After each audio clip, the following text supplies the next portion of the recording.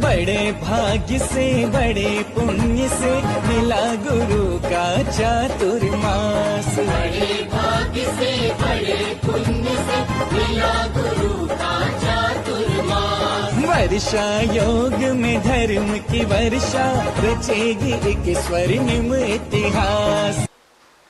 ऐसे सुरासुर मण सिंधो वंदितम बोधगायिकम मलम पड़मामि बड्डमाणम तीर्थम धम्मस्य कत्तारम णमो अरियंताड़म णमो सिद्धाड़म णमो आयरियाड़म णमो वज्रायाड़म णमो लोये सौवे साहूड़म। जय बोलो अनंतानंद सद्ब्रह्मश्री भगवान की, आचार्य भगवान कुंद कुंद स्वामी की, आचार्य गुरु विराग सागर जी महामुनि राज की, चर्या श्रोमणी आचार्य श्री विशुद्ध सागर जी महामुनि राज की, अहिंसामय विश्व धर्म की।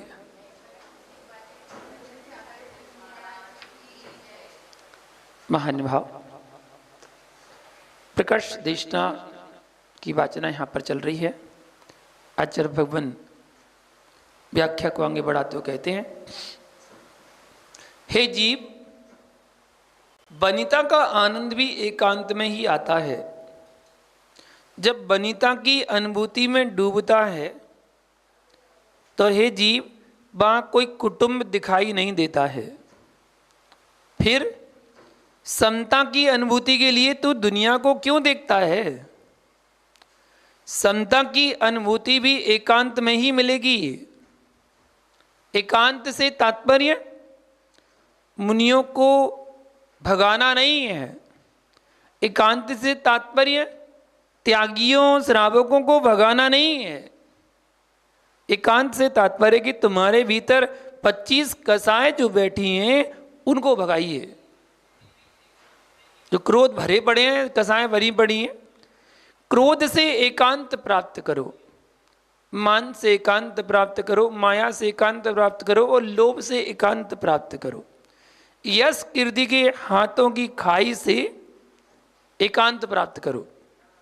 फिर देखो आनंद आता है, बहुत गहरा आनंद आता है, घना आनंद आता है, बहुत आनंद। ज्ञान की पवित्रता चारित्र के अभाव में हो नहीं सकती। आज समझ में नहीं आए तो भविष्य में कभी समझते रहना, और आपको तब भी समझ में नहीं आए तो कहीं केवली मिल जाएं तो उनसे पूछ लेना। परंतु सत्य यही है कि चारित्र की निर्मलता के अभाव में ज्ञान में निर्मलता नहीं आ सकती। चारित्र निर्मल होगा तो ज्ञान भी निर्मल होगा। चारित्र की निर्मलता के सद्भाव में ही ज्ञान में निर्मलता आती है। जो अध्यात्म शास्त्र का योगी है, जिसको पलक ऊपर से नीचे करने में बहुत वजन पड़ रहा है, अब मैं इतना समय क्यों नष्ट कर रहा हूं, क्यों देखूं किसी को, ऐसे गहरे समता के तल में प्रवेश कर जाते हैं। फिर वहां जगत की ममता की माताएं तो सता नहीं सकती हैं। ममता हिंसा है, ममता हिंसा है। किसी को छुरी से मारना, ये घोर पाप को तो दुनिया देख सकती है। इस हिंसा को तो जैन दर्शन ने बहुत पहले ही छोड़ दिया था। अब यहां पुनः कह रहे हैं ममता हिंसा है। ये बहुत कठोर अहिंसा है, ऐसी अहिंसा नहीं है, बहुत कठोर अहिंसा है। यह मेरा भाई है, यह मेरी माँ है, यह मेरा सगा है। हे जीव, जब ऐसे परिणाम तुम्हारे आ रहे थे उस समय सत्य बताना कि सामायिक चारित्र की अनुभूति हो रही थी क्या? णमो अरिहंताणम, इस पद में विराजे अरंतों की वंदना में उस समय वंदना हो रही थी क्या? णमो सिद्धाड़म, इस पद में विराजे सिद्ध परमेश्वरी की वंदना हो रही थी क्या? नहीं। रमो आईरियाणम विराजे आचार परमिष्ठि की वंदना हो रही थी क्या? रमो उपध्यान में विराजे उपाध्याय परमिष्ठि की वंदना हो रही थी क्या? रमो लोई सब सावड़ों में विराजे लोक के सर्व साधुओं की वंदना हो रही थी क्या? उस समय जब आप कह रहे थे कि ये मेरी माता, ये मेरी पिता, ये मेरे भाई, आय मिक्को खलु शुद्धो, आय मिक्को खलु शुद्धो की वंदना हो रही थी क्या? बंधु बांधवों के प्रति ममत्व का जागरण होते ही तुम्हारी सामयिक की हत्या हो चुकी है। मुनिराज, अब तुम्हारा विषय तुम जानो। जैसे ही तुम्हें तुम्हारा सगा दिखना प्रारंभ हुआ, भक्त दिखना प्रारंभ हुआ कि ये बालक मेरा भक्त है, ये पुरुष मेरा भक्त है, ये मेरी चर्या में सहकारी है, मित्र तुमने हिंसा करना प्रारंभ कर दिया। इसे कोई टाल नहीं सकता। आप मेरे मुख से कहलवाना चाहो और मैं आपके भय से मना कर दूं, ऐसा हो नहीं सकता। सत्य अर्थात सत्य। ममता की हिंसा द्वेष की हिंसा से कठोर है। ममता की हिंसा द्वेष की हिंसा से कठोर है। द्वेष की हिंसा तो दूसरे देख लेंगे, कुछ बचाने भी आ जाएंगे कि हिंसा मत करो, हिंसा मत करो, परंतु ममता की हिंसा में आंख बंद रहेगी, शरीर स्थिर रहेगा। जैसे बहुत बड़ा ध्यानी योगी बैठा हो और पता नहीं कितने लोगों से तू चिपक रहा है, मोह से युक्त होकर के, और प्रति क्षण प्रति पल अपनी विशुद्धि का घात करता चला जा रहा है। कैसे? खुद पता है कैसे विशुद्धि का घात कैसे होता है, वो स्वयं के द्वारा होता है। प्रदर्शनी का ठेला, उसमें गुब्बारे टांग दिए जाते हैं और पैसा देकर टिकट से वहाँ बंदूक रखी रहती है। जब मेले में गए होगे आपने देखा होगा, निशाना लगाने के लिए बच्चे खड़े हुए हैं। उसमें इतने भी छर्रे हैं, उसमें एक साथ कई गुब्बारों को फोड़ दिया जाता है। देखा? दृष्टांत है। जैसे बंदूक के द्वारा छर्रों के माध्यम से कई गुब्बारे एक साथ फोड़ दिए, ऐसे ही है मुनिराज तुम्हारी ईर्ष्या समिति की विशुद्धि, भाषा समिति की विशुद्धि, आदान निक्षेपण समिति की विशुद्धि, उत्सर्ग विसर्ग समिति की विशुद्धि, यह जितनी तुम्हारी विशुद्धियां थीं, 10 धर्मों की विशुद्धि, 22 परिसर सहन करने की विशुद्धि, 28 मूल गुणों को पालन करने की विशुद्धि जो थी आपकी, 84 लाख उत्तर गुणों की विशुद्धि थी। ये सारे जो विशुद्धि स्थान थे, एक मत की बंदूक लेकर तुमने एक एक विशुद्धि का घात कर दिया। अब रोते रहो बैठकर, कुछ नहीं बचा, मात्र नंगापन के अलावा कुछ नहीं बचा, कुछ अवशेष नहीं बचा। समझना यहां क्या बताया जा रहा है? एकांतवाद। एक पक्ष पकड़ के मत बैठ जाना, वरना सब कुछ सारी विशुद्धि वहीं समाप्त हो जाएगी आपकी। मुनित्व के पास कोई मूल वस्तु है तो उसका नाम विशुद्धि है। बस विशुद्धि है उनकी मूल, वो नष्ट हो गई, अब कुछ नहीं बचा। विशुद्धि गई, कुछ नहीं बचा। भाव विकृत हुए, परिणाम गिरे, सब कुछ खत्म हो गया। बाहर से नग्न दिखते रहोगे, अंदर से आपके परिणाम गिर गए। विशुद्धि घटी, गुणस्थान घटा।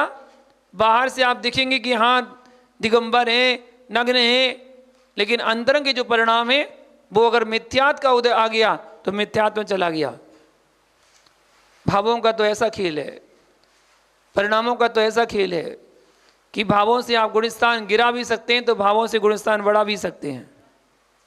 सब कुछ भावों के ऊपर। विशुद्धि बढ़ी तो गुणस्थान बढ़ा, विशुद्धि घटी तो गुणस्थान गिरा, गुणस्थान गिरा दुर्गति में गए, गुणस्थान बढ़ा सुगति में गए। सब कुछ भावों का खेल है। इसलिए तो कहा गया भावों की पगडंडी में सरपट दौड़ा करता मन, भावों ही भावों में कर्म संजोता है ये मन। भावों ही भावों में कर्म काटता है ये मन, भावों ही भावों में मोक्ष जाता है ये मन। सब कुछ किससे हो रहा है? भावों से कर्म आ रहे हैं, भावों से कर्म बंध रहे हैं, भावों से कर्म कट रहे हैं, भावों से छूट रहे हैं, सब कुछ भावों से हो रहा है। विशुद्धि को बढ़ाना है भैया। अगर मुनित्य के पास कोई मूल वस्तु है तो वो विशुद्धि है। इतना ही है कि किसान ने मेहनत की थी साल भर, चैत्र वैशाख के महीने में गल्ला खलियान में आ चुका था, अनाज आ चुका था। या तो दाएं करता बैलों से या थ्रेसर से निकलवाता। इसी बीच में किसी अभागे ने वहां बीड़ी पी ली। फसल पक चुकी थी, निकलने वाली थी, इतने में किसी अभागे ने वहां पर बीड़ी पी ली और काड़ी फेंक दी। पूरा अनाज झुलस गया, पूरा अनाज झुलस गया।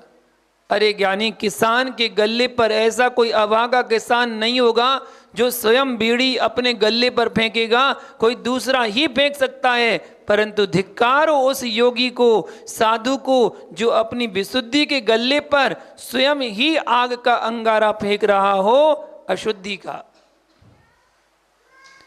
अब क्या कर सकते हो? अब किसान का गल्ला राख हो चुका है, कुछ नहीं बचा। अब तो पुनः आषाढ़ के महीने की इंतजारी करेगा, फिर मेघ बरसेंगे, भूमि उर्वरा करे, फिर हम हल बखर से उर्वरा करें और पुनः बीज डालेंगे तो गल्ला आ पाएगा। इतनी लंबी प्रोग्रेस फिर से करना पड़ेगी। ऐसे ही मित्र, जिसकी विशुद्धि का अभाव हो गया, अशुद्धि की आग लग चुकी है, अब वे पुनः इंतजारी करें कि आलोचना करके हर बखर फेरें, गुरु के चरणों में बैठकर विशुद्धि की बारिश बरसाएं, पुनः अंकुर को जन्म दें, पुनः चारित्र का बीजारोपण करें। इसी का नाम छेद प्रायश्चित है, इसी को छेदोपास्तापना कहते हैं। भैया 10 साल की साधना विलीन हो चुकी है, आज से तुम्हारी नवीन साधना प्रारंभ होगी। कहीं ये ना समझ लेना भैया यह बहुत अच्छी संस्था है, इसमें अच्छा खाने पीने को मिलता है, कुछ करने को नहीं मिलता है, ऐसे भाव तुम्हारे मन में चल रहे हों तो ये धोखा है। एक वास्तव में बहुत अच्छी संस्था है। जगत की संस्थाओं में भौतिक द्रव्यों में लिप्त होना पड़ता है, इस संस्था में मात्र स्वात्मा में लिप्त होना पड़ता है और कुछ नहीं है। ऐसी संस्था कभी मुनि बनने के भाव आ जाएं तो मित्र सबसे पहले त्याग करना अपने कैलेंडर, पत्रिका आदि छपवाने का। यदि मुनि बनकर रहना हो तो समाज छाप रही हो, वो समाज की प्रभावना है, उनके हाथ में है। आप खुद कह के बोलें कि नहीं ये ऐसा ये ऐसा ऐसा छपाओ, लेकिन आपको इससे मुक्त होना है। समाज करे तो वो समाज जाने, आपको मुक्त होना पड़ेगा। कहाँ मेरा नाम लिखा है, कहाँ मिटा है, इन द्वंद्वों में लिप्त रहोगे तो 24 घंटे अपनी हिंसा करते रहोगे, अपने परिणामों की, अपनी विशुद्धि का घात करते रहोगे। क्योंकि लक्ष्य वही रहेगा कि यहाँ उनका लगाए, मेरा नहीं लगाए, एक को उतारो मेरा लगाओ। मित्र, चित्रों में धर्म नहीं होता। जो चित्रों में धर्म मान रहे हैं वे चित कबरे कबूतर बनेंगे। आगे चलकर चित कबरे कबूतर बनेंगे, इसमें आप संशय मत करना। आगम से बोल रहा हूं। मैंने कबूतर शब्द का प्रयोग किया तो आपको ऐसा लगा कि मुनिराज ने क्या बोल दिया। भैया ऐसा गोमठ में स्पष्ट लिखा है, प्रमत्त गुणस्थान की परिभाषा ही कबूतर है। तुम भावों से चित कबरे हो, वो आकार से है तुम भावों से हो। और ऐसे ही चितकबरा बना रहा तो भैया भविष्य की पर्याय भी चितकबरी हो सकती है। छठवें गुणस्थान का स्वरूप वह चितकबरा। क्यों कह रहे हैं, हे मुनिराज तुम छठवें गुणस्थान में प्रसन्न होकर संतुष्ट मत हो जाना, आपको सप्तम गुणस्थान की तैयारी करना है। तुरंत 15 प्रकार के प्रमाद वहां लगते हैं, लेकिन इसका तात्पर्य ये नहीं है कि लगते हैं तो हम लगाते ही रहे दोष, लगते हैं तो हम क्या लगाते रहें दोष, नहीं। इनसे बचना। स्त्री कथा, चोर कथा, भोजन कथा, राज्य कथा, चार भी कथाएं। मुनि मुख से कभी भोजन की चर्चाएं नहीं आना चाहिए। आपने भोजन किया, प्रत्याख्यान किया, अब बार बार कहने की आवश्यकता नहीं है। ब्रह्मचारी अभी से सीखना प्रारंभ करे। जो भोजन करके आए थे उसकी तो पर्याय वो बची नहीं, जो भोजन करके आए थे उसकी वो पर्याय अब नहीं बची, पेट में भी नहीं बची, वो तो बदल गया, मल के रूप में, मल के रूप में बदल चुका। परंतु वो मल बना सो बदला। परंतु तुम्हारी विशुद्धि मल बन रही है भोजन के राग में। भोजन के राग में भी बार बार भोजन की चर्चा करना भी निज की हिंसा है। ऐसे ही आगे भी कथाओं की व्याख्या अपन जानेंगे, किस प्रकार राष्ट्र कथा, स्त्री कथा, चोर कथा, इन कथाओं से साधु को बचना चाहिए और अपने संयम को आगे बढ़ाना चाहिए। इनकी चर्चा अपन कल करेंगे। आज के लिए इतना ही। जय बोलो शांतिनाथ भगवान ने की।